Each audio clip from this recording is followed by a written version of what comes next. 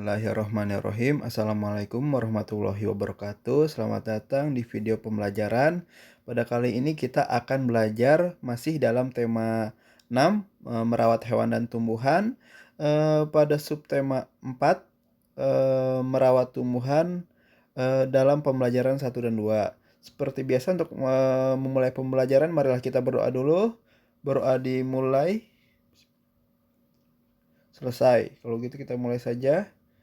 Nah, di sini ada ayo membaca ya. Di sini kita lihat dulu, bacalah percakapan berikut dengan teman di sebelahmu. Karena kita cuma di rumah, berarti kita nggak perlu ya, jadi sendiri aja. Di sini Ayah dan Siti sedang merawat tanaman di halaman rumah. Ayah memberi pupuk pada tanaman-tanaman tersebut ya. Di sini kita baca dulu ya.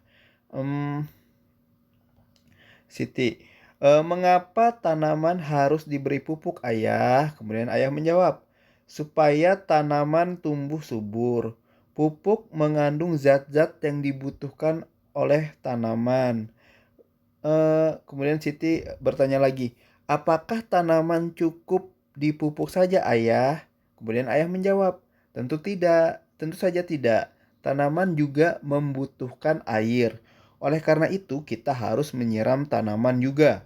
Kemudian Siti bertanya lagi, kapan kita harus menyiram tanaman? Lalu Ayah menjawab lagi, setiap hari kita harus menyiram tanaman. Apakah kamu sudah melaksanakan tugasmu menyiram tanaman? Kemudian Siti menjawab, baik Ayah, aku akan melaksanakan tugasku. Nah, dilihat dari percakapan ini ya, di sini ada yang menanya, ada yang bertanya, ada yang menjawab. Nah, kalau di sini Siti sama Ayah lebih banyak yang mana yang nanya? Yang bertanya. Nah, tentu di sini yang bertanya itu yang paling sering bertanya adalah Siti ya. Kemudian Ayah di sini menjawab pertanyaan Siti. Nah, jadi setiap pertanyaan yang ditujukan Siti kepada ayahnya ya, yang ditanyakan Siti kepada ayahnya biasanya diawali dengan kata tanya. Nih, seperti ini. Mengapa tanaman harus diberi pupuk, Ayah? Nah, diawali oleh kata tanya. Kata tanyanya itu biasanya ada di awal kalimat seperti ini nih. Mengapa? Nah, mengapa ini juga kata tanya. Nah, kemudian apakah? Nah, ini ya, apakah? Ya, ini juga merupakan kata tanya. Kemudian kapan? Nah, kapan biasanya menanyakan waktu. Nah, ini kapan? Nah, kemudian apakah lagi ya? Jadi ini merupakan kata tanya yang digunakan untuk bertanya ya. Kemudian habis setelah itu di sini ada penjelasannya lagi di sini. Nah, penulisan penulisan penulisan kalimat tanya biasa diawali dengan kata tanya ya.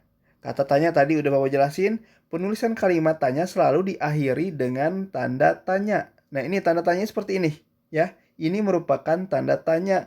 Kemudian intonasi dalam kalimat tanya berbeda dengan kalimat pemberitahuan menjawab.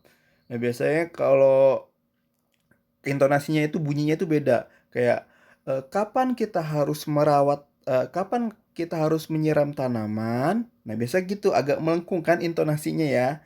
Kemudian kalau jawabannya beda, tentunya nggak mungkin jawabnya kayak gini. Pada hari, kita harus menyiram tanaman setiap hari, kan nggak mungkin kayak gitu. Jadi jawabnya biasa, kita menyiram tanaman harus setiap hari. Nah, itu tentunya intonasi bertanya dan menjawab itu berbeda ya. Nah, kemudian di sini ada penjelasan tentang kata tanya ya. Di sini ada apa, bisa apakah ya. Kapan menanyakan waktu, siapa biasanya menanyakan orang, kemudian mengapa ya, ini menanyakan alasan, kemudian di mana itu biasanya menanyakan tempat, bagaimana ya, bagaimana itu biasanya menanyakan proses atau pelaksanaannya bagaimana ya, cara, nah itu ya. Jadi ini harus dipahami, kalau perlu kalian catat ya. Ingat ini adalah kata tanya. Dan tentunya kalimat tanya diakhiri dengan tanda tanya. Seperti ini ya. Ini tanda tanya. Ya, sampai sini paham ya. Kemudian Selanjutnya di sini ada tugas pertama, tulislah kalimat tanyamu. Jadi, buatlah pertanyaan yang dimulai dengan kata tanya, ya. Kalian tulis pada kotak di atas, menggunakan kata tanya pada akhir kalimat, kemudian berlatihlah bertanya. Jadi contoh seperti ini. Siapa nama guru kelasmu? Nah, jadi di sini kalian mempunyai tugas untuk membuat kalimat tanya. Tentunya, untuk membuat kalimat tanya itu ada aturannya. Yang pertama itu harus menggunakan kata tanya, ya. Kata tanya seperti tadi, apa, siapa, di mana, mengapa, bagaimana, itu merupakan kata tanya. Dan tentunya diakhiri oleh dengan tanda tanya seperti ini, ya. Ini tanda tanya, ya. Jadi itu, ya. Jadi kalian buat 4 aja di sini, ya.